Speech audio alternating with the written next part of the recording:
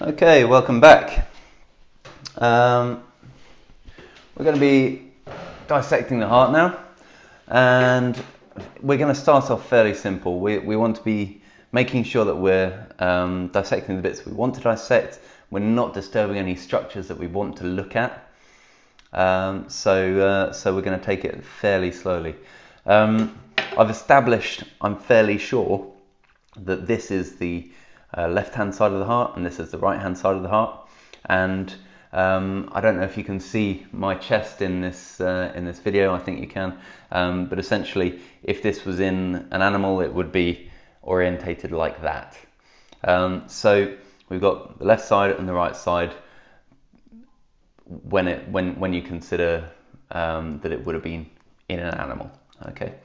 So we're going to try and recreate one of those diagrams that you've seen in your textbooks and online of the heart, where you can see all of the chambers at once, and we'll do our best here. So we're going to slice it this way from the bottom all the way. Well, we're going to start by slicing it halfway up, having a look at the structures, and then going all the way through and seeing how it looks. Okay, so to begin with, just bear in mind that normally we shouldn't be cutting towards ourselves with knives, but I'm pressing very lightly and taking it very, very easy.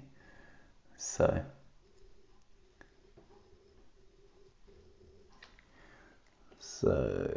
that's getting there, that's looking okay.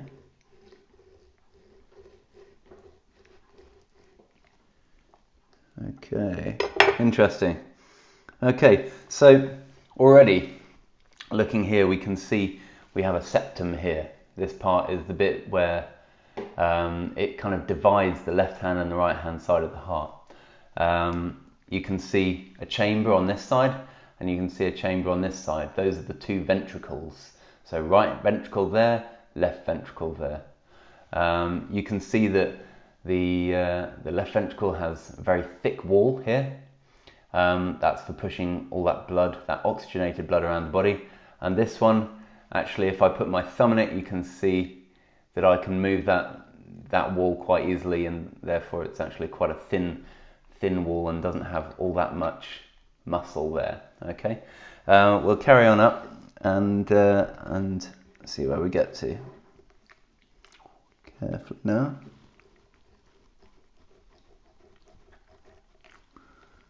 Okay.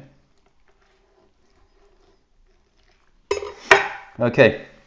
Now at this stage, it's rather interesting. On the left side here, you can see, if I hold that up, you can see here some very thin thread-like structures that I'm just kind of manipulating with my finger there now. Okay.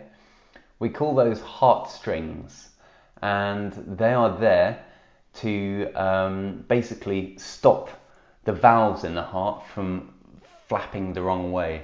So a valve kind of works like this. It opens to allow blood through and then closes again to stop blood flowing back in the wrong direction. So it opens and then closes. Now, in the heart, everything's under a fair amount of pressure. So if the pressure builds up against these valves and is trying to push back against them, then they could just go and blow out the wrong way. But actually these strings keep the valves the right way around, so that blood can flow through, and then they go like that, shut. Okay. And actually when a doctor uses a stethoscope against your chest and is listening to your heartbeat, that beat is actually the sound of these valves snapping shut. So it goes,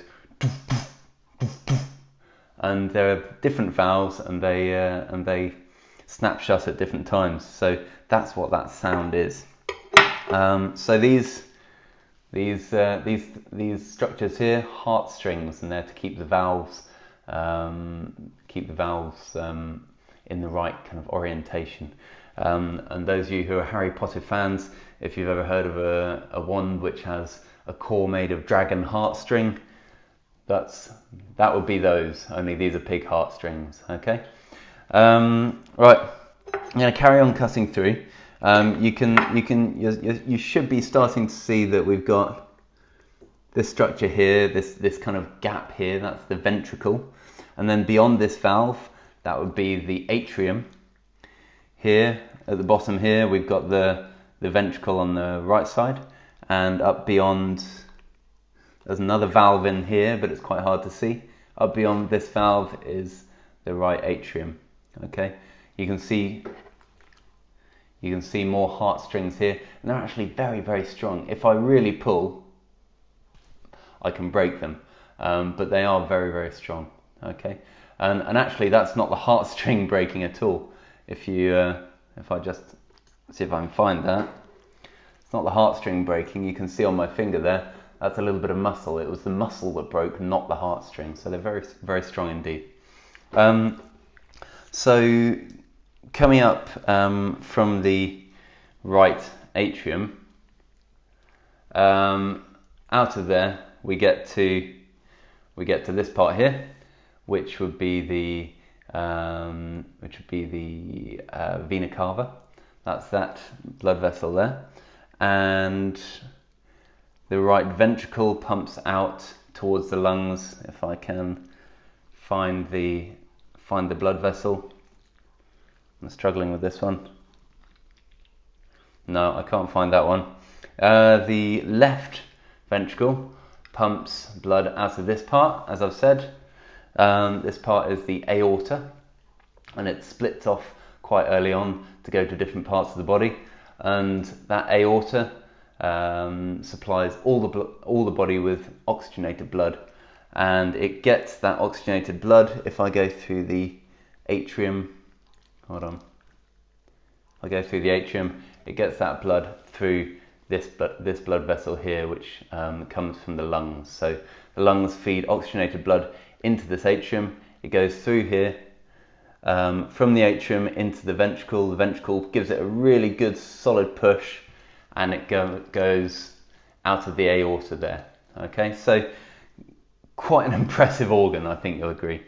And that pretty much concludes our Pluck dissection. So to recap, we've looked at the lungs, we've looked at inflating the lungs and how much they expand, and we've looked at the different lobes of the lung. We've looked at the way the trachea splits into the two bronchi, and then that splits into bronchioles, and then there are tiny air sacs called alveoli at the ends. We've cut the lungs and looked at the structures inside.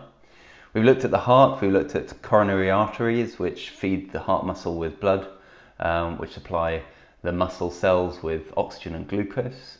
And we've looked at some of the blood vessels on the outside of the heart, and we've looked at the inside of the heart. We've looked at the different ventricles on each side. We've looked at the heartstrings, which hold the valves in the right place, and we've looked at the path of the blood through the heart. So we're now into our last part of the lesson. If you'd like to ask any questions, hopefully you've been writing a few down. If you'd like to ask any, please take this opportunity to do so. I'm going to take this opportunity to wash my hands.